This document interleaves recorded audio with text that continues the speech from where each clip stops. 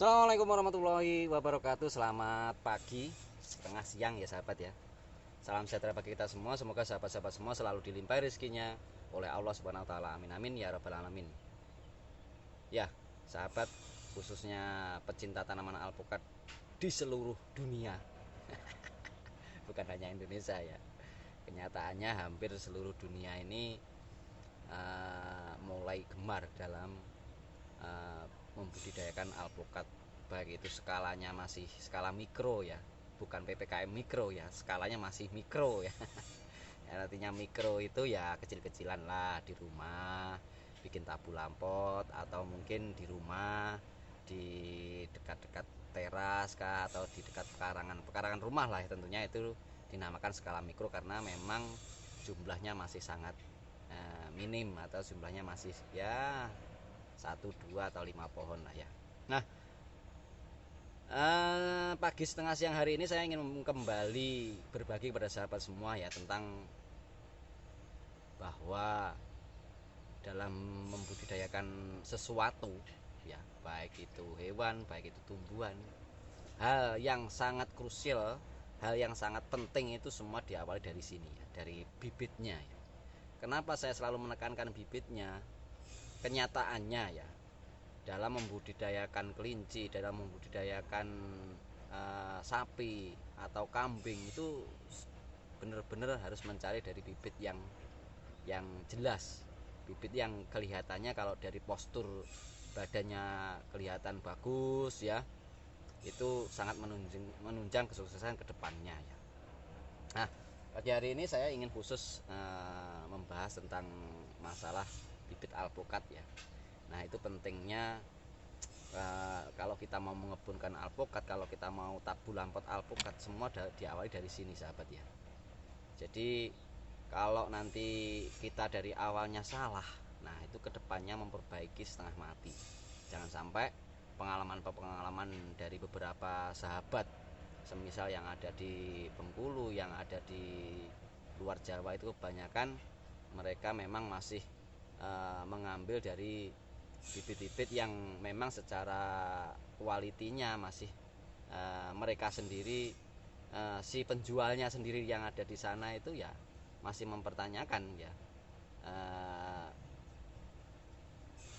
artinya mempertanyakan itu kalau ditanya ini jenisnya apa, kalau masih juga bilangnya carinya apa. Nah, kalau kita bilangnya carinya aligator, ya ini aligator. Kalau kita cari Markus, ya ini ya Markus. Nah itu kan ya cilaka ya, cilakanya nanti toh yang akan menerima dampaknya juga akan kita juga gitu ya sahabat ya. Nah itu makanya saya ingin pagi hari ini setengah siang ini ingin khusus ya membagikan, karena masih banyak yang bertanya, Pak, kalau ciri bibit unggul itu yang bagaimana, ciri yang bibit yang berkualitas itu bagaimana. Nah inilah yang selalu kita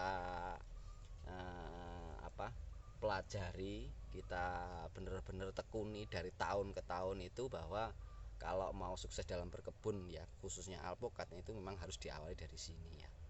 Dan dari dulu kala memang kita menyediakan bibit yang unggul itu memang dari proses yang benar-benar proses yang panjang. Kita nggak mau yang instan ya. Artinya begini sahabat ya, banyak bibit itu yang dijual dalam berbagai macam bentuk ya. Artinya dari berbagai macam bentuk itu, misal lah ya, ini akan saya perlihatkan pada sahabat.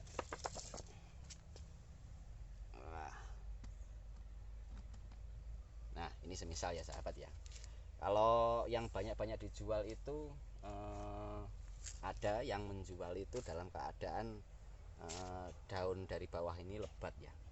Ini bahwa daun ini tidak hanya berfungsi sebagai agar tanaman kelihatan gemuk atau tanaman kelihatan cantik, itu tidak hanya seperti itu ya. Jadi sangat penting bahwa daun ini akan menunjang kehidupan alpukat itu ke depannya gitu sahabat ya. Jadi jangan disepelekan juga, daun lebat dari bawah seperti ini tidak bermakna apa-apa, atau mungkin hanya sebagai lips saja ya, hanya sebagai penarik saja, tidak seperti itu sahabat ya. Jadi ini sangat berfungsi. Jadi daun ini akan membantu proses perakaran itu lebih cepat satu ya. Kenapa seperti itu? Karena dari daun ini kita proses itu berproses ya, berproses fotosintesis, artinya pemasakan daripada kebutuhan baik itu apa itu batang utamanya, baik itu nanti tingkat percepatan pertumbuhan daripada entrisannya yang di atas ini, baik itu perbanyakan akarnya dan percepatan pertumbuhan akar itu sangat ditopang dari daun-daun yang ada seperti ini. Ini dalam keadaan tanaman itu masih kisaran ya 6 bulan setelah diokulasi lah ya. Akan tetapi setelah sekian bulan itu, kalau ini dirawat dengan bagus, daun-daun ini masih akan tetap ada. Jadi yang baku, yang standar perawatan itu ya peletakan bibit-bibit ini tidak terlalu berhimpitan satu dengan yang lainnya. Kenapa? Kalau itu berhimpitan tentu daun-daun ini banyak yang berguguran gitu sahabat ya. Nah sahabat, dari tahun ke tahun kita sudah mengupayakan bibit itu yang terbaik ya. Kenapa? Karena kita ini ya orang Jawa, tinggalnya di Jawa dan kehidupannya berdasarkan kehidupan orang Jawa ya.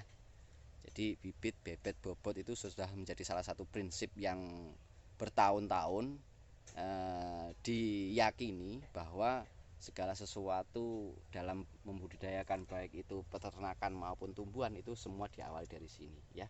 Dan inilah produk yang kita tawarkan kepada sahabat semua seluruh Indonesia khususnya, baik itu Sabang sampai Merauke ya. Sebetulnya banyak juga permintaan dari luar negeri ya, tapi hari ini kita masih sangat kebingungan dalam hal pengirimannya ya. Karena ekspedisi itu khususnya untuk luar negeri itu mensyaratkan banyak hal ya, sehingga kita tidak bisa memenuhi persyaratan-persyaratan seperti itu ya. Karena ya kebijakan masing-masing negara itu sangat-sangat berbeda ya sahabat ya. Nah, sebetulnya sahabat, selain kita memproduksi yang semisal aligator, markus, miki, kelut, itu sebetulnya juga kita memproduksi produk-produk yang lain atau jenis-jenis yang lain. Semisal ini ada sap ya, sap 034 sahabat ya. Ini sebetulnya untuk koleksi-koleksi ini juga kita memproduksi ya. Di sini ada juga but 7, bisa dilihat. Nah, ini sahabat ya, kelihatan but 7. Nah, yang penting hari ini sebetulnya bukan masalah kita tinggal di mana atau MDPL-nya berapa ya dalam berbudidaya alpukat. Jadi dimanapun seluruh Indonesia ini tanahnya, kata siapa penyanyi yang dulu itu ya, tanahnya tanah surga ya, bukan tanah-tanah yang biasa. Makanya banyak sekali dari luar negeri itu yang menghendaki atau yang mencintai daripada tanah tercinta Indonesia ini sahabat ya. Jadi inilah yang ingin kita sampaikan, betapa pentingnya kalau kita mau sukses dalam berkebun alpukat itu semua harus diawali dari sini, dari bibit yang berkualitas ya. Tidak ya, mohon maaf nanti kalau beli terus masih kecil-kecil, apalagi yang bagian bawah-bawah setlingnya ini tidak berdaun, nah itu nanti itu apakah itu bukan bibit unggul? Tidak juga ya. Artinya nanti kalau diadu di lahan itu secara pertumbuhan sangat berbeda, sangat jauh berbeda sahabat ya. Makanya dari awal pastikan kalau mau sukses berkebun alpukat, pilih dari bibit-bibit yang berkualitas ya sahabat ya.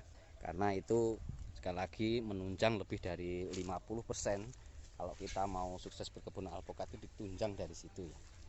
Ini juga ada ya, red Vietnam sahabat ya. Itu spesifikasi standarisasi daripada red Vietnam itu.